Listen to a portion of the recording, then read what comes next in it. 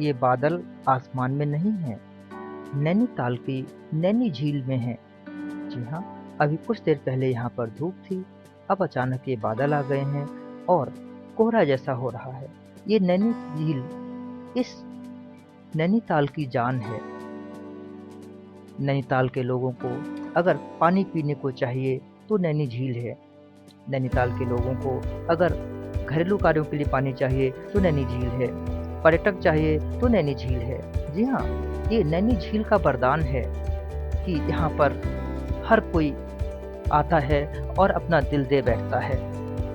चलती हुई नावें, उनमें सवार पर्यटक किसका मन नहीं मोहते हैं। और इसी नैनी झील के किनारे धार्मिक स्थल भी हैं, जैसे कि ये गुरुद्वारा, और गुरुद्वारे के पास में ही ये छोटी सी बाजार है। इस बाजार में देश विदेश से पर्यटक आते हैं और अपनी ज़रूरत की चीज़ों को खरीदते हैं, खरीदारी करते हैं, खाते पीते हैं और हर तरह से खुश रहते हैं। और इसी के बगल में यहाँ पर है विश्व प्रसिद्ध नैना देवी का मंदिर भी, जिसमें लोग आकर अपना मत्था टेकते हैं और अपनी मन्नतें पूरी करवाते हैं। और इन सब चीज़ों की वजह से ही नैनीताल आज विश्व स्तरीय पर्यटक स्थल के रूप में जाना जाता है। लेकिन अफसोस ये है कि इन सब चीज़ों के बावजूद यहाँ पर एक जो अत्यधिक निर्माण कार्य हुआ है, जो कि आप देख रहे हैं, इस निर्माण कार्य ने कहीं पर बाधा पैदा की है। नैनी झील का पानी पहले बिल्कुल साफ हुआ करता था, लेकिन इस अत्यधिक निर्माण के कारण यहाँ पर इसकी सुंदरता में कमी आई है। जो आप यहाँ पर कालापन देख रहे हैं, ये वास्तव में निर्माण कार्यों के कारण और वहाँ से उत्पन्न अत्यधिक गंदगी की वजह से ऐसा हो रहा है कि पर्यावरणीय प्रदूषण हुआ है और उसके साथ साथ लोगों की दिलचस्पी में कहीं ना कहीं कमी देखी गई है। ये पर्यटक जो आज आपको 2-4 नावें दिखाई पड़ रही हैं, और ये जो निर्माण कार्य लगातार बढ़ता जा रहा है, देखिए किस तरीके से चारों तरफ बिल्डिंग्स ही बिल्डिंग्स हैं, कंक्रीट के जंगल बन गए हैं, जिसकी वजह से नैनी झील की गहराई में कमी आई है। ये जो आप सूखे हुए तट देख रहे हैं, कभी यहाँ पर ऊपर तक पानी हुआ करता था।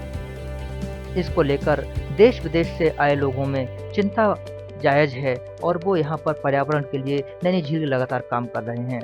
इसी संदर्भ में जब हम लोगों से बात कर रहे थे, तो बहरीन की सामाजिक कार्यकर्ता और पर्यावरण के लिए कार्य करने वाली अपर्णा जी से हमारे इंडिया स्पीक्स चैनल के संपादक पंकज सक्सेना जी की एक्सक्लूसिव बात हुई।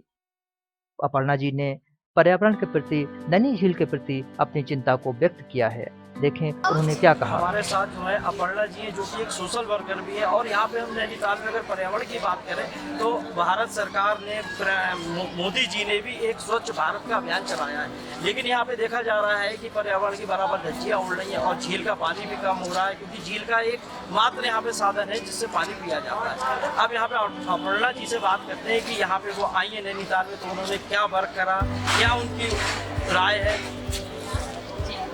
First of all thank you, क्योंकि मैं पहली बार ये इंटरव्यू दे रही हूँ इंडिया स्पीक के लिए, और आपका बहुत बहुत धन्यवाद जो आप मेरे विचार सुनने के लिए यहाँ पर आए। और मैं ये बताना चाहूँगी, मैं बहरीन से आई हूँ, मिडिल ईस्ट में। तो वहाँ हम लोग प्राइवेट कंसल्टेंसीज में काम करते हैं। कि हमारा वर्क होता है ज़्यादा ड्राइव इकोसिस्टम और इससे रिलेटेड फैल्कन रिसर्च और ये सब। लेकिन क्योंकि अब फेसबुक के थ्रू हम लोग सारी दुनिया से जुड़ रहे हैं, और क्योंकि मैं नैनीताल को भी बिलोंग करती हूँ, तो मैं ये चाहती हूँ कि यहाँ की जो लेक जो सबसे कॉमन अट्रैक्शन है, उन लोगों को पता लगे और उसकी हालत को और सुधारा जाए। उसके लिए जो मैं देखती हूँ कि आजकल फेसबुक में पेजेस हैं, उसी के थ्रू मुझे पता लगता है कि यहाँ पे बेयरफुट मार्च हुआ और नैनीताल के इकोसिस्टम को सुधारने के लिए क्या क्या हो रहा है और क्या क्या प्रयास किए जाएंगे।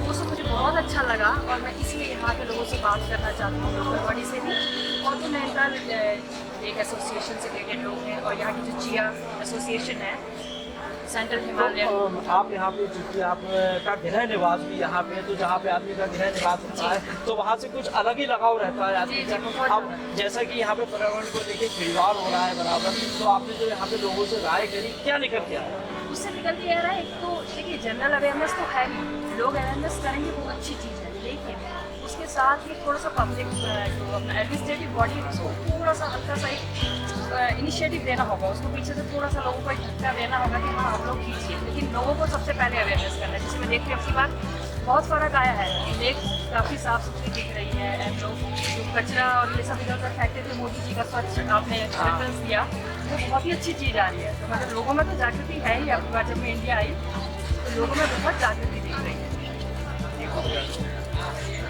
जैसे कि आपने यहाँ पे लोगों से स्वच्छता की तो बदलाव दिखाई दे रहा है, लेकिन कई दूसरी तरफ देखते हैं तो यहाँ पे जो पेड़ पौधे उनको काटा जा रहा है, रोज हर दूसरे दिन एक नए होटल का निर्माण हो रहा है, तो उससे भी तो पर्यावरण को लेकर कहीं ना कहीं नुकसान हो रहा है। जब हमारे पेड़ नहीं रहेंगे तो पहाड़ जो है रुक नहीं पाएंगे और वो धराशायी है। वो सबसे बड़ी चीज़, उसके लिए मैंने यही बोला है कि पहले एडमिनिस्ट्रेशन को, जो लोग वहाँ पे हैं उनको रिलोकेट करने के लिए उनको भी फैसिलिटी देनी पड़ेगी, क्योंकि लोग एकदम हटा के एकदम होटल नहीं हटा पाएंगे। तो उनको आप एक उचित स्थान दीजिए तो वो अपने आप अपनी जगह छोड़ेंगे, तो वो मतलब जो हमने अधिकार करा हुआ एरिया है वो अपने आप खाली होगा, और जो उससे हमारा जो डिग्रेडेशन हो रहा है, लैंड डिग्रेडेशन और जो पहाड़ गिर रहे हैं, लैंडस्लाइड्स, वो सब सही हो जाएगा।